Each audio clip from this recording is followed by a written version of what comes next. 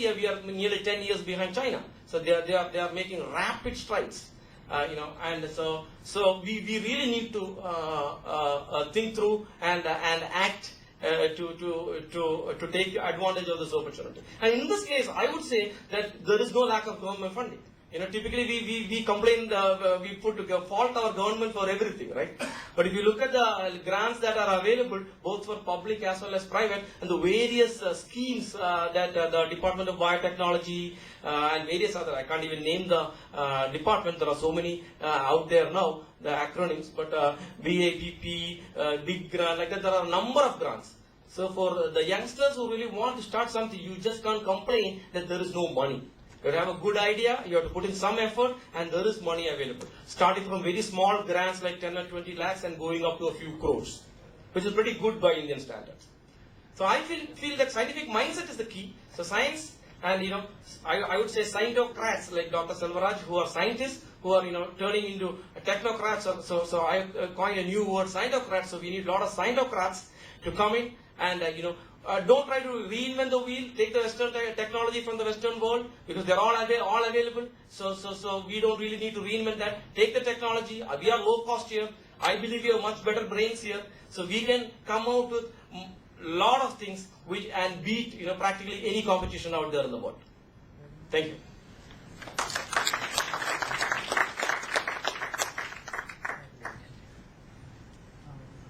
Thank you, Mr. Santosh, for a very fast track delivery, which has actually shown your enthusiasm and passion in the area. We have been extremely delighted to see the fascinating world of genomics coming as glimpses in your talk. We are sure that you will be enormously successful in your venture in this country. As he has been rightly saying, in fact, it is not really the lack of positive funds that has been really putting us behind. It is certainly people with a real fire in their belly for making things happen. That was not really there in the country earlier. So I am sure with the change in environment and with a level playing ground now becoming available, certainly our entrepreneurs will strive hard for excellence in their deeds and they will be enormously successful. Now we will open the talks for discussion, and maybe in the next 20 minutes we will try to reply to your queries in the areas that the speakers have covered, or there has been one area remaining untouched in the session, even though the session title included that also. So you are welcome to raise any queries in the area of life science and nutraceuticals, and if any of us know the answers, we will certainly give it to you, and in case you don't know, we would at least suggest to you from where you can get the right answer. Thank you for your attention. Story is for my son, who is in UK. He's a biotechnology engineering graduate and had his master's in biochemical engineering from UCL. In fact, I had a chat with Silvia sir also. In fact, after gaining some experience, say probably he may go to Canada also. After some gaining some experience, he would like to come back to India and have some industry, not preferably in Kerala because of the cost structure. He has already made a viability statement where the cost of production in Kerala happens to be the highest in India. So, other than Kerala, in some part of the country, if you would like to start an industry on your line, what are the things that we will have to consider? Because the gestation period in his case is drugs discovery takes around 15 years. So how the funding will be done for 15 years and how the money we will realize during that period. Coming to his area, comparatively, that much gestation period is not there. Probably some outsourcing is possible. So probably in that line, what advice I have to give to him? Because I am attending this solely for him. Shall I? In fact, TICON Kerala is organizing this seminar with a vision that they would promote things in this stage. So if there are impediments, certainly collectively it will be overcome with their efforts. So starting with a feeling that nothing will work in Kerala and we will really explore it elsewhere, I think that is a very cynical approach. That's what this statistics shows. So in such situations, I think you should explore avenues in TICON in other states. That will. Because if you are just asking a query, No, you would not like this. something elsewhere, My query is, using this forum, sir, it doesn't is my. seem to be appropriate. No, you have given the answer through TICON somewhere else in India that we can do. But I want a technical answer, not the financial viability. Financial viability is a fact that we have the project cost of.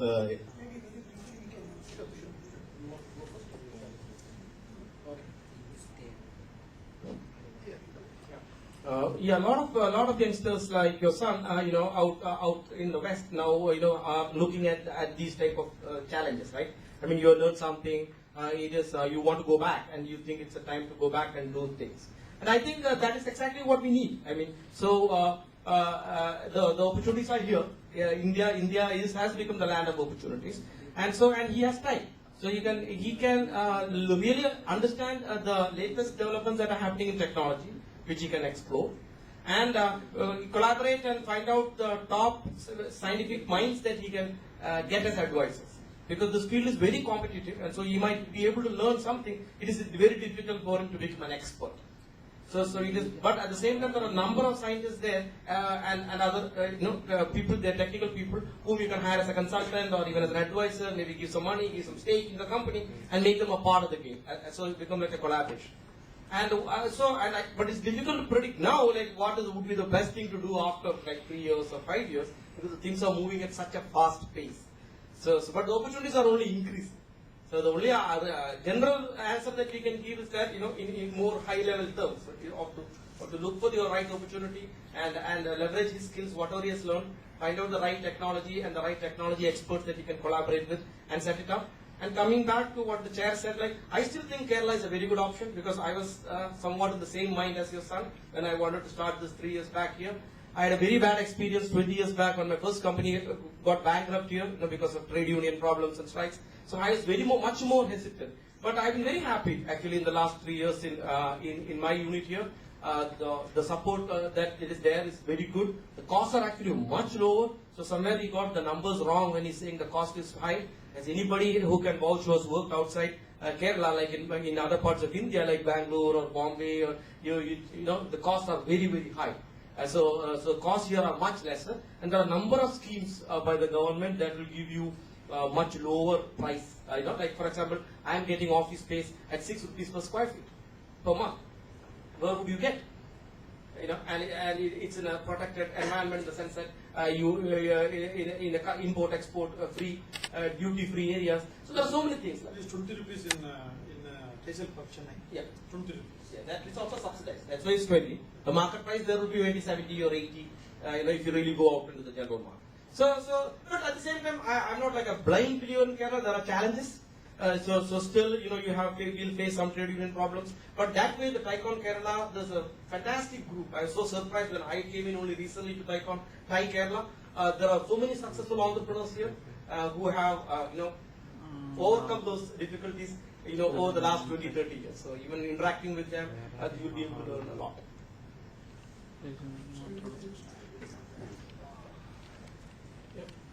I'm Dr. Vijayan. My question. In the US, we can see a lot of nutrition stores like GNS and Nutritional Well. In India, we are not seeing any nutrition store. What is the reason for that? Is it a government regulation to not to start it, or it's a lack of awareness? What exactly is the problem? People are not using nutrition in the country.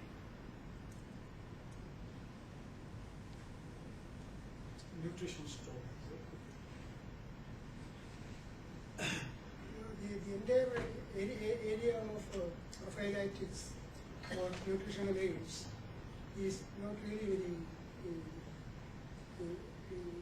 very much in vogue yet. But I think, shall I add anything? I think it's a very good point, and I think there's a very good opportunity there. Some companies are looking at it. There is a good group in Andhra Pradesh called the Laila Pharmaceuticals. Laila Pharmaceuticals. They are coming up with a number of nutraceutical drugs. No, actually, did you mean nutraceuticals? Yes. Yeah, No, nutraceuticals, there are several companies in Yeah, but he's saying there is no organized market, in the sense that stores focusing just on nutraceuticals, right? What I mean is, even in the small cities in the US, you can see 2-3 stores at least, general nutrition stores, GNS is there, then lot of nutrition stores are there. But in India, it's not seen at all. Is it because of the lack of awareness or the government regulation? No, I don't think there are any government regulations. There is some part lack of awareness, and some part I think the US has overdone it. The number of medicines on average, or tablets on average, American takes is like maybe 25 or 30 a day. Because they somehow feel that you have to have all the vitamins and this and that, you're missing out. And so I think the wrong fad has been there. Maybe better for us not to copy that, and if we eat well, you really don't need most of the things that you think that you need by these nutraceuticals. So, but there are some ones which add real value. But so to identify those and then get it into a marketing thing, I think the challenge in India will be more like a marketing thing than a technical challenge. In fact, actually, in earlier years, the space that is occupied by nutraceuticals in the West has been occupied by the traditional Indian systems of medicines in India, like Ayurveda, Siddha, and Yep. There are, for example, the cyanide drugs in Ayurveda, which are for longevity and rejuvenation, immunomodulators, everything. But currently, nutraceuticals are talking about elsewhere has been actually propagated by those systems of medicines. Maybe that is why there is no much emphasis on the other side yet. Another reason is actually even in the US market, the government is actually washing its hands of nutraceuticals. If you have a declaration on the package saying that this is not tested by the FDA, anything can be sold. Actually, in India, the system is not exactly like that. So regulatory constraints are also there for making toll claims. There it is between the customer and the manufacturer. Here it is not like that. There is a regulator in between. So he will give you license only if you satisfy certain things. That is why even now many such materials, so-called beneficial materials, are being sold through Ayurveda and systems of medicine like that, where actually drug licensing is much more easy than in the case of allopathic drugs. Some of the US companies, they are already selling protein powder, etc. over the net to India. A lot of buyers are there in India. No, in fact, nutritional aids and nutraceuticals, there is a subtle difference. They are not the same.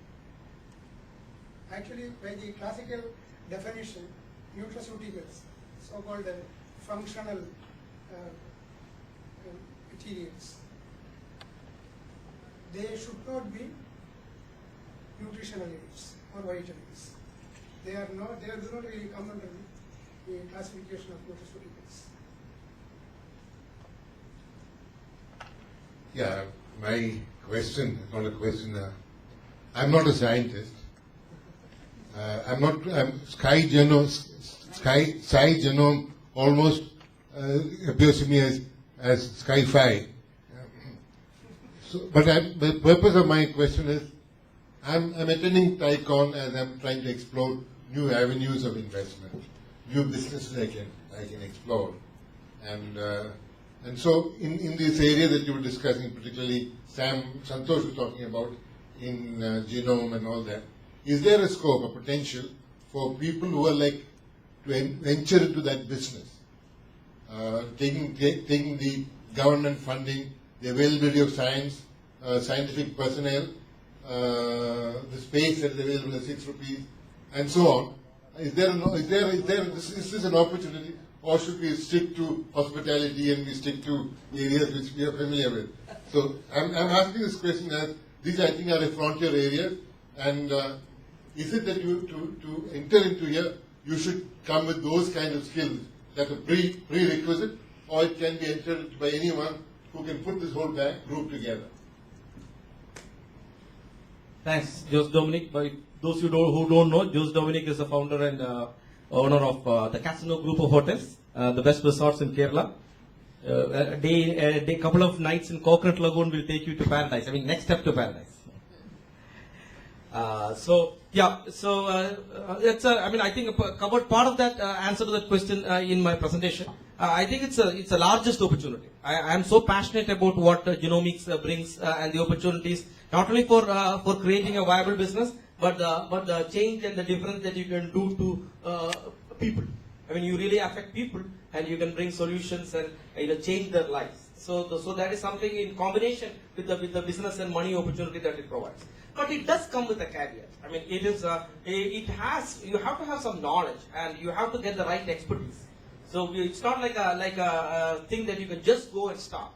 So some background will have to be built up. But like I said, that is where we need to collaborate. Like I was answering the earlier person, that you need to collaborate with people outside, and that way we should really make use of the West. The last century, 19th and 20th century, the West made use of us. I mean, now is the right time to go back and make use of them.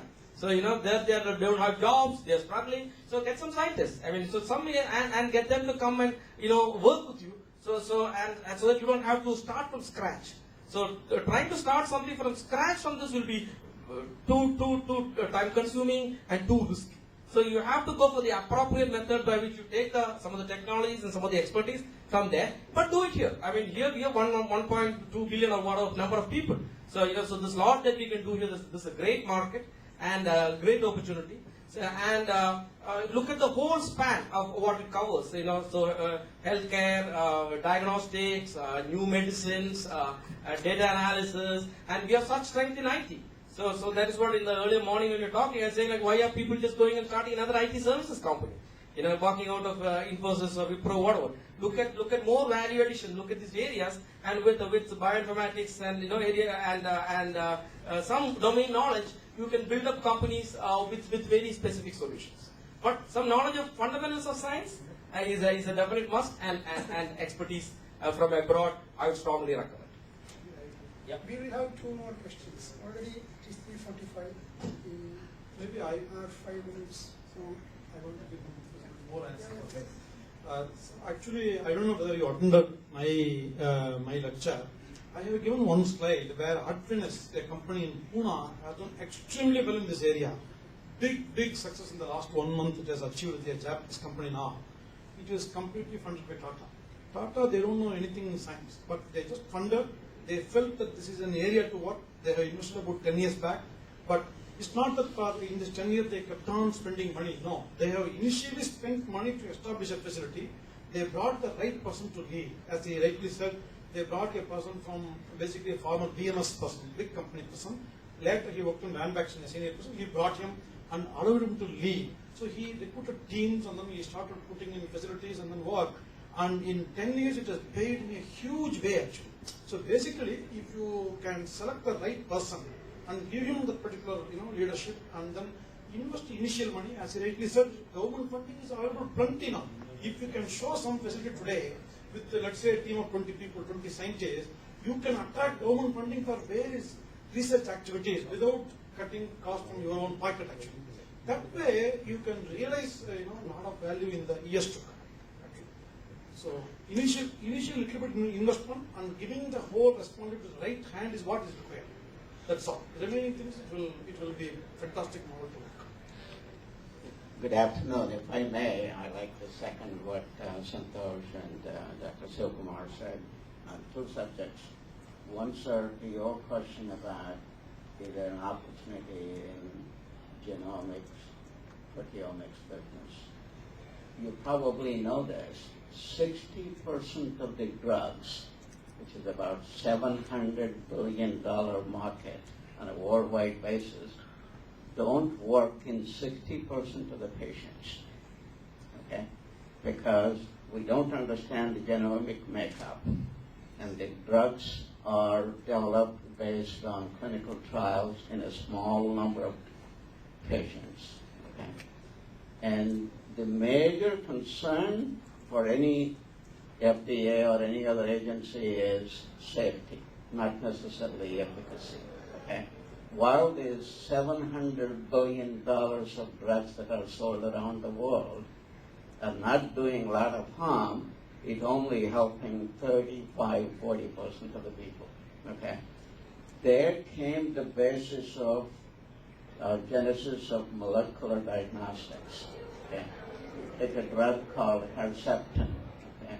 It was an idea of one of the scientists who thought overexpression of HER2 gene is really causing the breast cancer in 30% of the patients. That was the hypothesis. So, as a result, they could target and do that. And you look at 10 years ago, to develop the human genome, it was costing millions of dollars, tens of Thanks a lot. millions of Thanks a lot for dollars. your comments. Just one more comment. One other questions more. One question. Yeah. Because we are too close. And then Excuse me. now you can do the entire human genome in $1,000 for anybody. So I think there is a real opportunity for countries like India and the small entrepreneurs to get into this and be very successful. Thank you, sir. The final question, please. This is my question to Sam. Would it make sense to carry your genome mapping with you while you're healthy, and when you fall sick, consult it and approach the doctor accordingly? And two, is genomic mapping connected to your diet also? What you have and what all you eat is effective for you and what are not? Yep, the whole genome currently for healthy people is not reached a stage where it is useful currently. But so mostly the whole genome sequencing or the exome sequencing is done for only sick people now. But in a few years, maybe 2 or 3 years time, we will all be carrying our whole genome with us, because we would have by then learned enough to make that useful. As of now, today, I wouldn't recommend that you go and do the genome sequencing, even if you can afford the $5,000, because it is of very limited use to us. You'll find some interesting stuff, but for that, you don't really need to do the whole genome sequencing. And one of the websites that I put up, like 23andMe, you can just go and pay like $100 or $200 and find out a lot of interesting stuff about yourself, like some of the medicinal things, blood response and all. What was the second question? Diet. Diet. One last question. Yeah, I'll just complete You're this. asking something. Just a minute. Let me just complete this. So yeah, diet plays such a very important role in triggering many things. So diet, your other habits like smoking. So if you're more susceptible, some of this can trigger and cause other diseases. That's why some people smoke a lot but don't get cancer. But if you're susceptible, like the 60-70% of the people, you will get cancer. Will genome mapping help in that case? Definitely, it'll help. But we're learning more and more. So right. Excuse me, sir. So you had a question? You had a question? Yeah. You had a- Recently in the press, we read so much about the clinical trials that are being conducted in India, and I mean, I'm not talking about the ethical side of it, and you also said that it takes about 15 years for a molecule to be discovered and then finally being in a position to be offered in the market. Can genomics do something drastic to want to cut down that delay and probably try to prevent the Yeah, I think I mentioned that. You must have missed that, but I said that. So that is why now FDA, if you can explain the underlying genomic science for the new drug, you don't need 15 years. Many new drugs have been approved in 3 years to 4 years. But it's a lot of science to be done. So as and when, like the Herceptin case, all those stuff, Herceptin was approved while even the clinical trials were going on. People were actually crowding in front of a Genentech office to get the medicine because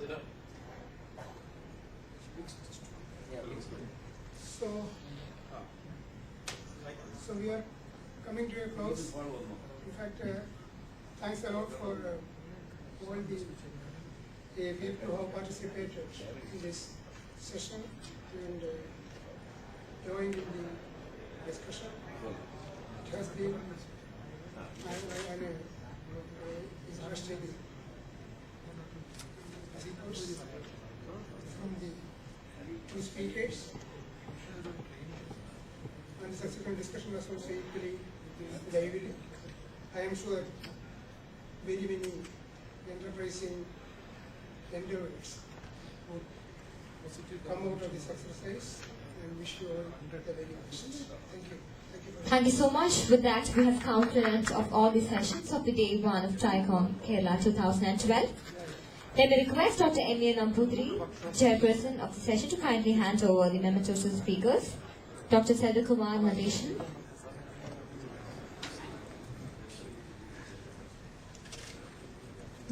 Mr. Sam Santosh.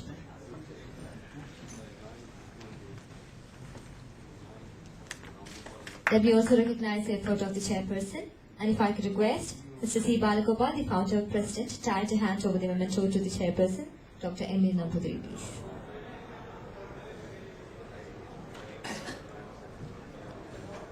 Thank you so much, sir. On behalf of TRICON, I'd like to thank you all for your wholehearted cooperation. Thank you so much.